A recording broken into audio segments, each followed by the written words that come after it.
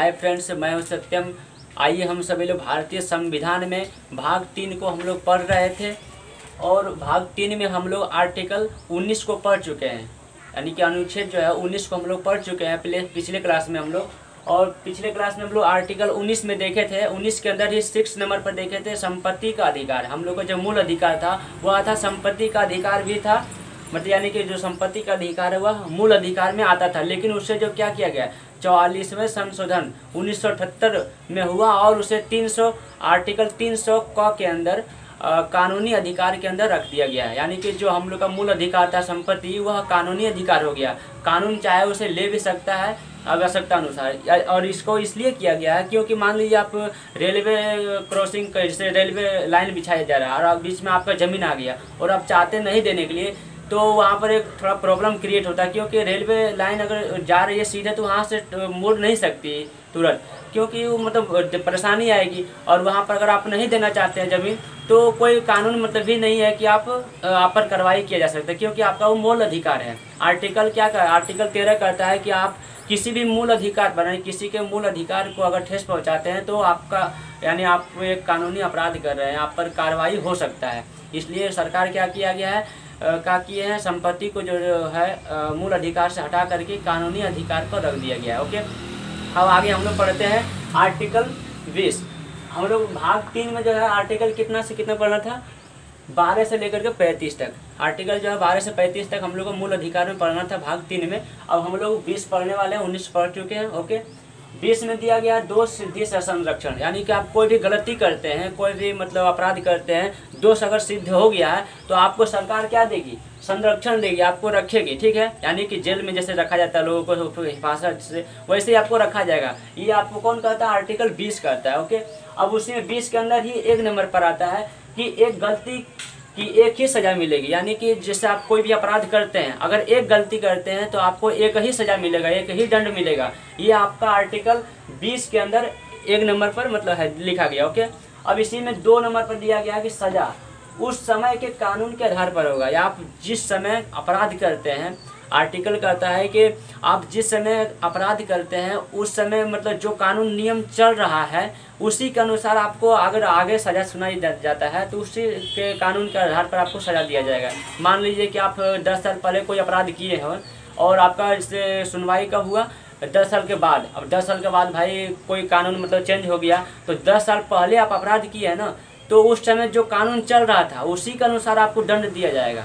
Okay, अब इसमें क्या गया है, तीसरा में गवाही। आप कोई भी अपराध कर देते हैं और चाहेंगे कि हम जाकर के कोर्ट में अपना ही खुद गवाही दे दें कि सर मैं ये काम नहीं किया हूँ, मैं ये गलती नहीं किया हूँ, तो वहाँ पर आपका गवाही को स्वीकार नहीं किया जाएगा। ये आपको आर्टिकल 20 के अंदर मिलता है। हाँ, एक सुधार हुआ है, जैसे कि महिला के लिए कुछ छूट दिया गया, जिससे उसके साथ अगर कुछ ज़्यादा कुछ गलत किया जाता है ऐसा, तो उसका बयान लिया जाता है और उसका सही मतलब माना जाता है, उसको अधिकार दिया गया है कि वो बोल सकता है मतलब कोर्ट के पास। ओके, अब इसी में दिया गया है, नोट में आपका दिया गया है कि जब तक न्यायालय दोषी करार नहीं कर देती तब तक उसे अपराधी नहीं माना जाएगा।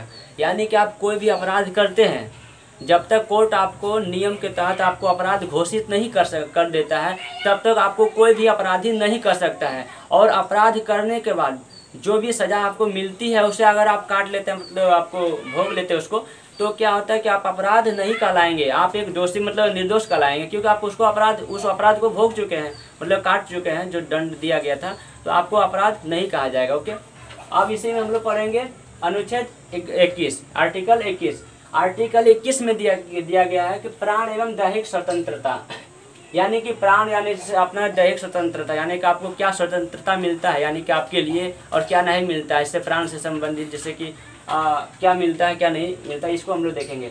इसमें दिया गया प्राण, यानी कि आपका कोई भी प्राण आदमी ले नहीं सकता, इससे किसी का आप हत्या नहीं कर सकते या नहीं कोई आपका हत्या कर सकते। ओके, इसी में दिया गया आत्महत्या। आत्महत्या यानी कि जैसे खुद से अपना आत्महत्या नहीं कर सकते, यानी खुद से अपना प्राण नहीं ले सकते। ठीक है, अगर आप आत्महत्या करने का प्रयास करते हैं तो अगर आप बच गए, आप आत्महत्या करने का प्रयास किए और बच गए, तो वहाँ पर आपको कानून क्या करेगी, पूछताछ करेगी कि आप क्यों आत्महत्या करना चाहते थे, क्या आपको परेशानी हुई, क्या आपको कष्ट हुआ, इसके तहत आपको मतलब क्या करेगी, पूछताछ करेगी। ये आपको आर्टिकल 21 के अनुसार कहा गया। ओके, अब इसमें प्रदूषण है, प्रदूषण भी नहीं फैला सकते। इसमें स्वास्थ्य है। अब इसमें क्या है, निजता का अधिकार, यानी इसी में दिया गया है कि निजता का अधिकार आपको दिया जाता है। ये सब में ये क्या था, आपको नहीं दिया जाता है ऐसा करने के लिए, लेकिन ये क्या है, निजता में दिया गया कि आप निजीकरण को आप कर सकते हैं। आपको सरकार मतलब आपको संविधान अधिकार देती है कि आप जो निजीकरण है, आप जैसे कोई भी पर्सनल चीज़ें हैं, आप कुछ भी पर्सनल करना चाहते हैं तो आप कर सकते हो, कोई भी उसमें हस्तक्षेप नहीं करेगी, कोई भी कानून आप पर लागू नहीं होगा, आपको फुल अधिकार मिलता है, आपके ये मूल अधिकार है। ओके, इसमें दिया गया जैसे आप मान लीजिए सपोज दैट कि आप एकांतवास रहना चाहते हैं तो कोई भी आपको कानून ऐसा नहीं है कि आपको मना कर सकती है। आपका मूल अधिकार है ये, आप इसको मतलब कर सकते हैं। ओके, अब विदेश यात्रा फिर कहीं भी यात्रा करना चाहते हैं तो आप यात्रा कर सकते हैं, हाँ, लेकिन आप पर कोई केस ना हो, कोई आप अपराध नहीं किए हैं तो आप कहीं भी यात्रा कर सकते हैं। आपको कोई भी सरकार नहीं रोकेगी। ओके, क्यों नहीं रोकेगी, क्योंकि आर्टिकल यानी मूल अधिकार के अंदर आते हैं आप। मूल अधिकार आपका है कि आप यात्रा कर सकते हैं, अगर रोकती है तो आर्टिकल 13 के अनुसार उस पर कार्रवाई किया जा सकता है। ओके, इसी में दिया गया निजता, जैसे कि आप मान लीजिए निजीकरण, जैसे मान लीजिए सपोर्टेड कि आप किसी से बात करते हैं मोबाइल से, तो कोई आपका मोबाइल फ़ोन को मतलब टैब नहीं कर सकता, यानी कि रिकॉर्ड नहीं कर सकता। आपको मतलब होता है ना कि आप कहीं बात कर रहे हैं तो आपको उसको मतलब रिकॉर्ड कर लिए, तो उस तरह कोई नहीं कर सकता है, और करता है तो वो एक अपराध कर रहा है। ओके, अब इसी में दिया गया जैसे आप अगला है आर्टिकल 21।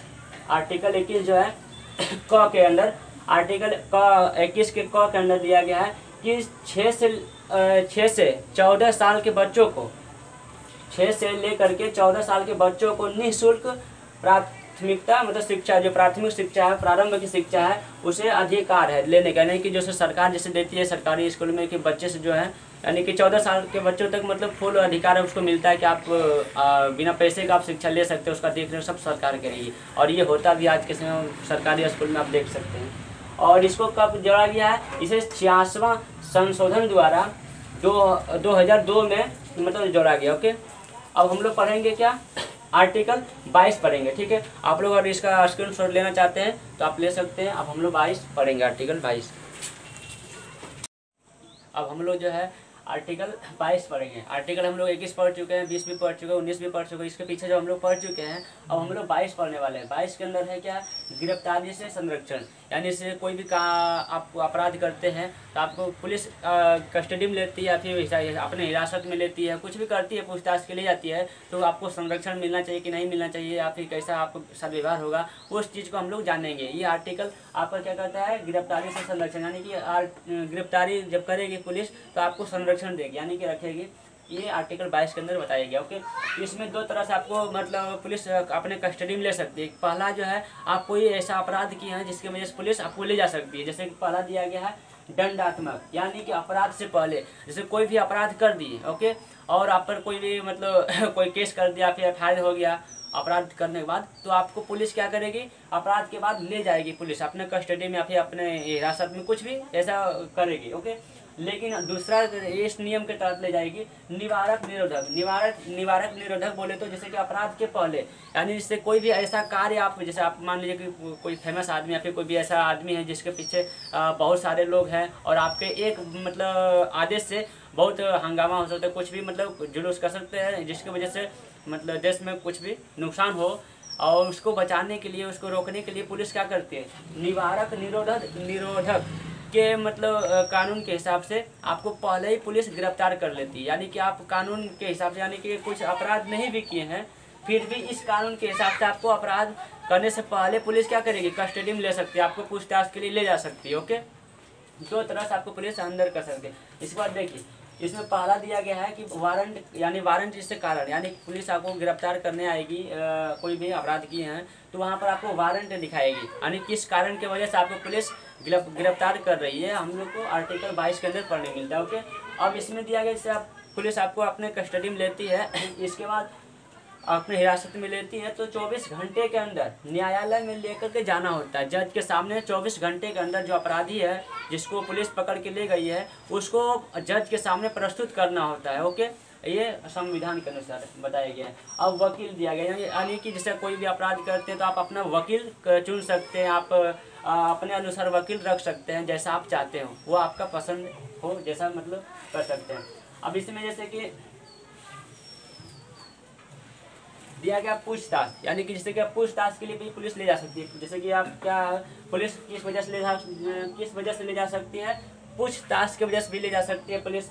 आप कस्टडी में रख सकती है, यानी कि अपने हिरासत में भी रख सकती है। आपको इस वजह से भी अरेस्ट कर सकती है।